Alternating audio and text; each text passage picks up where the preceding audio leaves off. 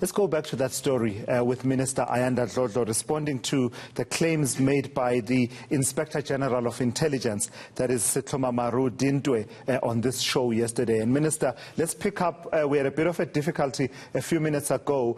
The IGI, Inspector General of Intelligence, is alleging that actually political interference did not end with the Zuma administration, but quote-unquote increased exponentially under the Ramaphosa administration, and says you, Begitele and Nosiviwe Mapisa Ngakula are the culprits. So my question to you is, have you been following Sethlomamaru Dintwe in terms of how he's doing his work and seeking to micromanage him? Well, that we were seeking to micromanage him is a complete fabrication. And again, Tulasizwe, if you are preoccupied with dealing with individuals or people and not with issues, you blunder, you become incoherent, you lose focus and you just blabber, and that's what happened actually yesterday.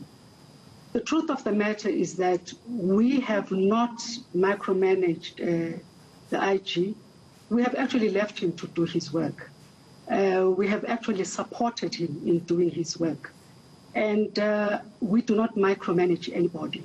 So I was quite taken aback yesterday when he said that we had micromanaged him. There's an issue that he takes with certain directives that you issued around travel arrangements for international travel, and especially what class of air travel he could use for an international trip. What is the story there? It's not even true that it's international travel. The document that is a submission that and domestic travel in a row, that the Minister of Finance has been asking all of us to cut back on expenditure. From ministers right down to the lowest level of employee, we all travel economy class in travel and trips that are below 3 hours. So he can't be the exception and be treated differently. I was not going to treat him differently from everybody else. If that is what he had expected, it's unfortunate that I was not going to give him special treatment. All of us travel economy class for trips that are under 3 hours. If he wanted special treatment, he should have written for a deviation and requested the Minister of Finance to give him a deviation. I certainly was not going to give him that deviation.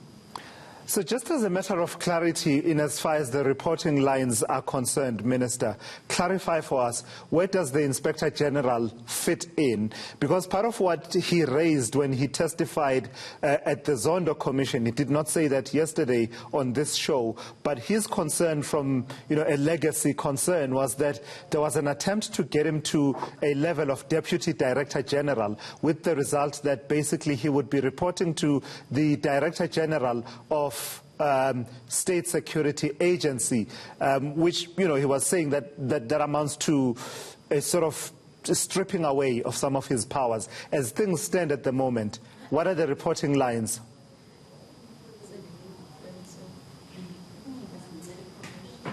Not a Chapter 9 institution. The Office of the Inspector General is not a Chapter 9 institution. The Office of the Inspector General does not report to Parliament. The Office of the Inspector General reports to a committee of Parliament. It is the Minister who is very clear, because that is what he conflates. He has reporting responsibility to a committee of Parliament. I have a reporting responsibility to both a committee and to Parliament. He has administrative responsibility to the services, to the ministers of the services, and also to some extent to the Director General on issues relating to expenditure of budget.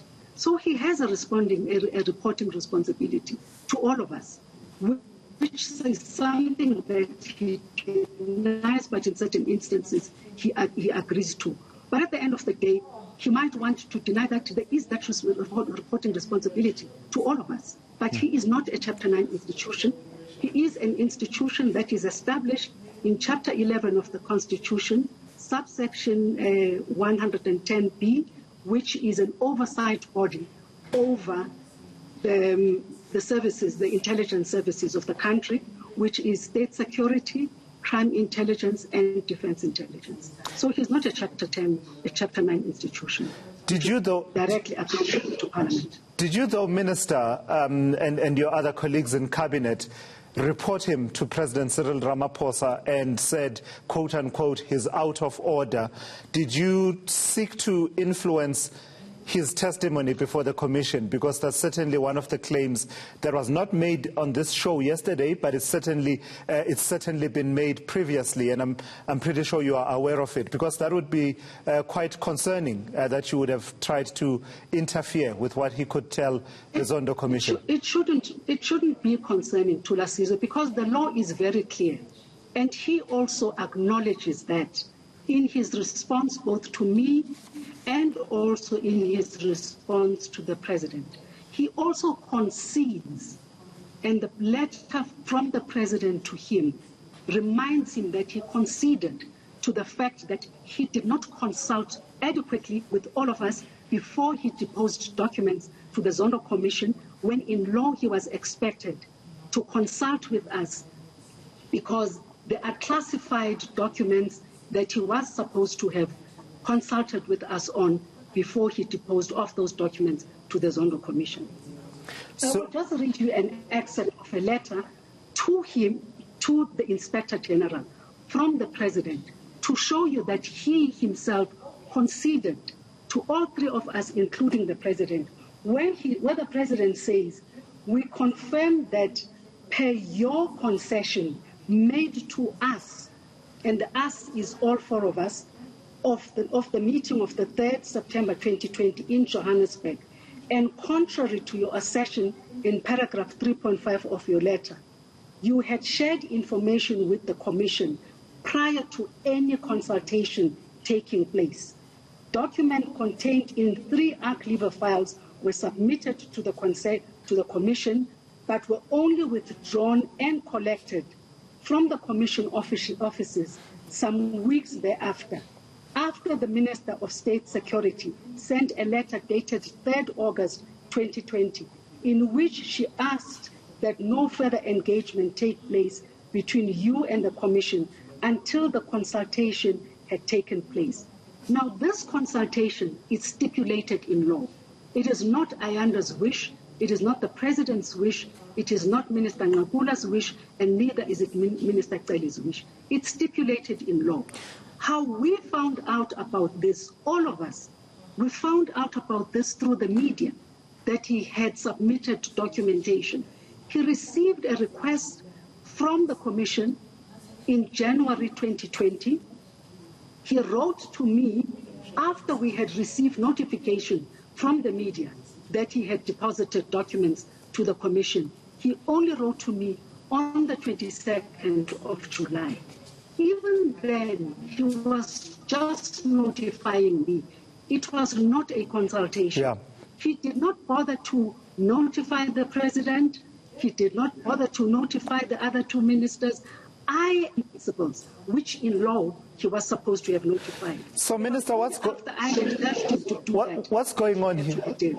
What's going on here, Minister? Why do you believe he's making the claims he's making against you? And more importantly, do we as South Africans have reason to worry about the person occupying the position of Inspector General of Intelligence, a key position, if we are to believe your version, of course, because, you know, being outside of all these happenings, we have to weigh up what he told us and what you are telling us. Well, what I'm telling you is documented in my letters to him. It's documented in letters by the other 2 ministers. It's documented in letters to the Commission. It's documented in letters by the President. There are recordings in meetings that we had with him where he concedes that in law he was supposed to have consulted. Disregard what he said at the Commission. where he concedes that in law he was supposed to have consulted with us, but never did consult with us. But over and above that, there is a report that was written by the then acting Director General, Loyiso Jafta, dated 26 October 2018, addressed to the former Minister Dipoli Dube on the accident that Minister Bongo speaks. 7.3.1, which perjury and fraud in relation to an accident that was reported in. Loyiso Jafta goes on to say, as part of his recommendation, that the allegation that the IGI had committed perjury and fraud should be investigated by the Joint Standing Committee on Intelligence. It's not the 3 ministers only that have asked for this investigation. The former DG recommended that. The Mufomadi report recommends that this investigation should be held. And it goes further to say Section 7.5 of the Oversight Act contemplates that the Joint Standing Committee on Intelligence may investigate the intelligence, the IGI, on the grounds of misconduct, incapacity, and the withdrawal of his security clearance, poor performance or incompetence set out in Section 7.4 of the Oversight Act. There is nothing untoward in our call for his investigation, because that did not start with us. Yeah. The call was made long before I was appointed. I get that, Minister, but what I'm asking you is your view that you have formed, given the set of circumstances, the letters and exchanges and the failure to consult as per requirement of the law that you cite, and the reports that you are alluding to. What's the view you have formed as to why, what's going on, why are these allegations being made by Sethlomamaru, Dintwe, and in the manner that they are being made? Well, he must respond to that himself. He knows why he is making all of that. He has made certain statements to the Zondo Commission. Whether the statements he has made are true or not, and what they mean in law, he would know better why it is that he has to come out now and start apportioning blame on others. Let me ask you in fairness, yes, so let me ask you in fairness to respond to, what might form as a perception among some members of the public, to say issues to do with consultation seem to be, a big deal and a big issue that come up where you are concerned from time to time. Let me tell you what I'm talking about. It was the same situation with Loyiso Jafta when he was going to testify at the Zondo Commission, with the result that we saw that attempt by yourself to sort of get his testimony postponed on grounds that you needed to see his affidavit and basically be au fait with what he was going to testify to at that commission. Some will say, you are seeking, in a way, to control some of these players, particularly in light of Loyiso Jafta having been removed from that acting capacity shortly, not long after he testified at the Zondo Commission.